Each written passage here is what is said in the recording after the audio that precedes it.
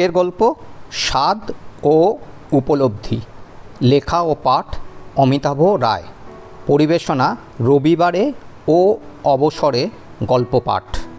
আজ 2016 সালের 1 অক্টোবর, মহালয়ার দিন। সারা রাত জেগে পিকনিক হয়েছে। তারপরে মাইকে বীরেন্দ্রকৃষ্ণ ভদ্রের স্তোত্রপাঠ শুনে গঙ্গা স্নান করে বাড়ি ফেরা। চিরাচরিত প্রথার মাঝেও আজ পাড়া অন্য বছরের থেকে একটু আলাদাভাবে সেজেছে। পূজা মণ্ডপের পাশে কেশব কুমার দাস মঞ্চ তৈরি। আজ সকাল 10টা নাগাদ কেশব দাসের প্রথিতযশা স্ত্রী রবীন্দ্রসঙ্গীত গেয়ে অনুষ্ঠানের সূচনা করলেন। এরপর রক্তদান শিবিরের কার্যকলাপ শুরু। মঞ্চের সামনে প্রচুর লোক, বেশিরভাগ দাঁড়িয়ে পর্যন্ত আছে। অন্যান্য বছরের মতন শুধু এই পাড়ার লোকেরা নয়, আশেপাশের পাড়ার থেকেও এসেছে। আর পথ চলতি লোকেরা তো থাকেই।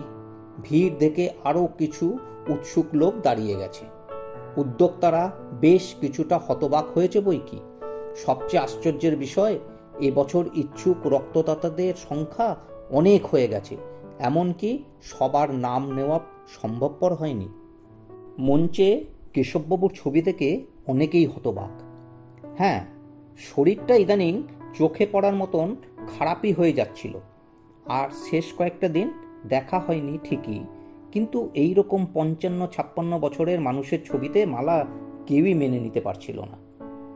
সারাটা দিনের আলোচনাতে অনেক কিছুই জানা বোঝা গেল। যেমন বাজারের কোনায় যে বৃদ্ধা ভদ্রমহিলা শাক বিক্রি করেন, তার কাছ থেকে শাক নিয়ে দাম মিটিয়ে আবার 100 টাকা চা খাওয়ার জন্য প্রায় দিয়ে যেতেন। ভবানীপুর মোড়ের চায়ের দোকানে প্রতিদিনের আড্ডা, সঙ্গে অগুন্তি কাপ চা আর সিগারেট খাওয়া। তবু অফিস বা ছুটির দিন বাড়ি থেকে বেরিয়ে ওই গুমটি চায়ের দোকান থেকে 1 কাপ চা আর 1 প্যাকেট সিগারেট নিয়ে ওদের 2 পয়সা বিক্রি বাড়ানো। আবার ওদিকে বাড়ির কাজের মেয়েটার প্রেম করে বিয়ে হওয়ার কথা।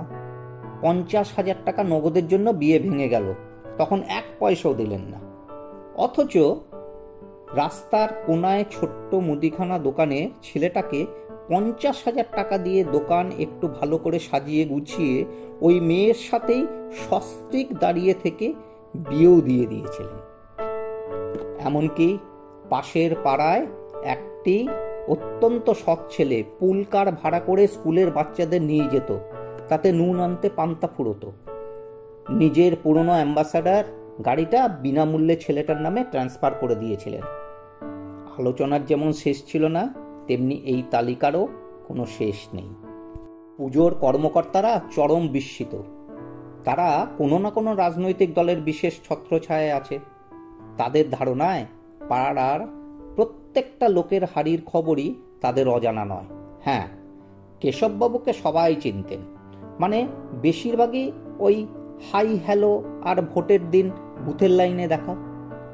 উনি বছর 10 হলো এই পাড়ার একটা ফ্ল্যাটে থাকতেন। দেখা হলে 1 কাপ চা আর সিগারেট অফার করতেন। নেতারা ভাবত তাদের রাজনৈতিক ক্ষমতাই সবাইকে ওদের সামনে নম্র হতে বাধ্য করে। আজও ব্যাপারটা ওদের কাছে স্বাভাবিক ছিল। পুজো কমিটির প্রেসিডেন্ট ডাক্তার সুকান্ত সোম আর কেশববাবুরা একই কমপ্লেক্সে থাকতেন। আজকেই ওনার মৃত্যুবার্ষিকী।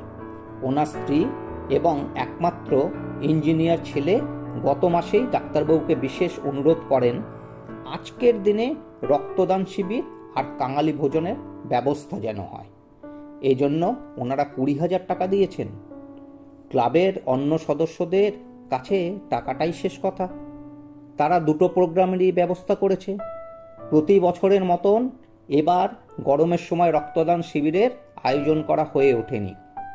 সন্ধেবেলা কাঙালি ভোজন, সঙ্গে মহালয়ার রাত্রে বস্ত্রদান কর্মসূচি তো আছেই। বেশ একটা জমজমাট ভাব। মাইকে বারবার অনুষ্ঠানের ঘোষণা চলছে। ক্লাবের ছেলেদের বুকের ছাতি যেন ডবল হয়ে গেছে। রাত্রিবেলা তাড়াতাড়ি চেম্বার ছেড়ে ডাক্তারবাবু ক্লাব ঘরে হাজির। প্রতি বছরই এই ধরনের বিশেষ অনুষ্ঠানের দিনে আর ক্লাবের বাৎসরিক অনুষ্ঠানে অবশ্যই হাজিরা দেন।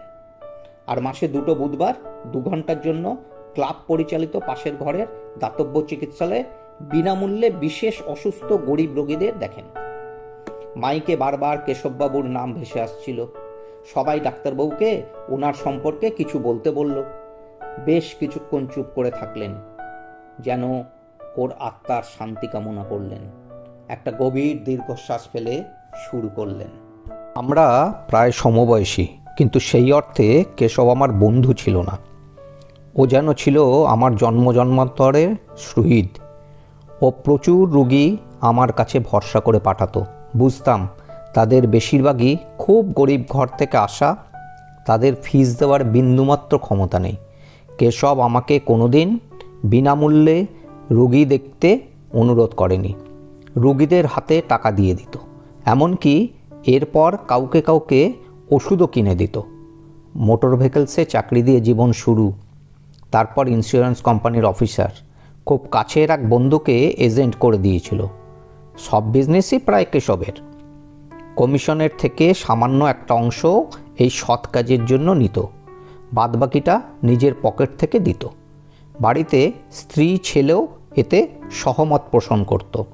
এখন ছেলে তো বড় ইঞ্জিনিয়ার হয়ে গেছে। এরকম হাজারো সত্যি গল্প আছে ওর সম্পর্কে। এই যে ক্লাবের পুজোর সুভেনিরের জন্য যে অ্যাড আমি দিতাম, তার বেশিরভাগই কেশব দিত। শুধু একটাই দাবি ছিল, পুজো উপলক্ষে গরিবদের নতুন বস্ত্রদান করতেই হবে, আর ওর নাম কোথাও বলা যাবে না। অদ্ভুত ব্যক্তি আর ব্যক্তিত্ব, তবে চিরদিন কাহারও সমানও নাহি যায়। ভগবান তার মনপসন্দ সৃষ্টিকে যেন তাড়াতাড়ি নিজের কাছে ফিরিয়ে নিতে চান। আবার একটা দীর্ঘশ্বাস নিয়ে ডাক্তার শুরু করলেন। একই ফ্ল্যাটে থাকার সুবাদে মাঝে মধ্যে দেখা হয়েই যেত। বছর কানেক আগে হঠাৎই কেশবকে বলছিলাম যে ওকে খুবই অসুস্থ মনে হচ্ছে, এক্ষুনি কয়েকটা টেস্ট করাতে হবে, সিগারেট বন্ধ করতে হবে। জানতাম মাঝে মাঝে রাস্তাঘাটেও মাতালের মতন অ্যাক্টিং করলেও মদও ছুতো না বা পছন্দও করতো না। সিগারেট বন্ধ করাতে পারিনি, কিন্তু দুদিন বাদে রিপোর্ট দেখে ওর কোনো কথা না শুনে ওর স্ত্রীকে ঘুরিয়ে ফিরিয়ে অনেক কথা বলে নিজেই সব ব্যবস্থা করে মুম্বাইয়ের টাটা ক্যান্সার হসপিটালে পাঠালাম। খুব আফসোস হয়েছিল, আমার মুখের কথাগুলো সত্যিই হয়ে গেছিল। লাং ক্যান্সারের লাস্ট স্টেজ। না মিললে আমি খুবই খুশি হতাম। একদিন সন্ধ্যাবেলায় হাসপাতাল থেকে কেশব হঠাৎ ফোন করে বলল, আর বোধহয় তোমার সাথে কথা বলা হবে না। গলার স্বর বুঝে আসছে। আজ তোমাকে ছোট করে একটা গল্প বলি। 2006 সালে কেরালা রাজ্যের প্রসাদ নামে এক স্বর্ণকার দিনারদায় আত্মহত্যা করেছিলেন, কিন্তু ভেঙে দিয়েছিলেন বিজ্ঞানের এতদিনের কিংবদন্তি যে কেউ সায়ানাইডের স্বাদ বলতে পারেনি। উনি সায়ানাইডের স্বাদ গ্রহণ করে তার লেখার সাথে সাথে ডাক্তারদের উদ্দেশ্যেও ছোট একটা নোট লিখে মারা গিয়েছিলেন। প্রসাদ সায়ানাইড বেশ বড় একটা পাত্রে রেখে তার মধ্যে কিছুটা অ্যালকোহল ঢেলে দেন। এরপর লেখার কলমের পেছন দিকটার সামান্য অংশ তাতে চুবিয়ে দেন। তারপর কলমে জিহ্বা লাগিয়েই তার চিঠি লেখা শুরু করেন। ডাক্তার, এটা হচ্ছে পটাশিয়াম সায়ানাইড। আমি এটা স্বাদ গ্রহণ করেছি। এটা ধীরে ধীরে শুরু হয় আর তারপরেই জ্বালা শুরু হয়। কিছুক্ষণের মধ্যেই পুরো জিহ্বা শক্ত হয়ে যায়। এর স্বাদ হচ্ছে অত্যন্ত কটু। ময়না তদন্তকারী ডাক্তার পিবি গুজরাল মন্তব্য করেছেন, এই সুইসাইড নোটটা একটা দলিল।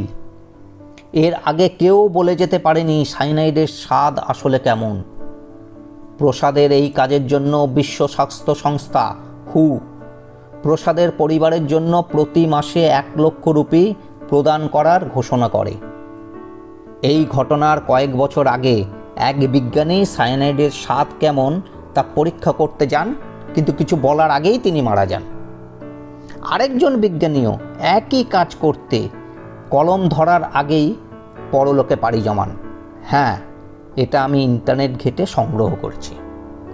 এরপর নার্সের চেঁচামেচিতে ফোনটা তড়িঘড়ি ছেড়ে দিতে বাধ্য হলো। আমিও আলোচনার মধ্যে ঠিক সাদৃশ্য খুঁজে পাচ্ছিলাম না। অবান্তর অনেক কিছু ভেবে একটু চাপেই পড়ে গিয়েছিলাম। ঘরের সবাই নিশ্চুপ। বাইরে কোনো কোলাহলই ওদের মনে রেখাপাত করতে পারছে না।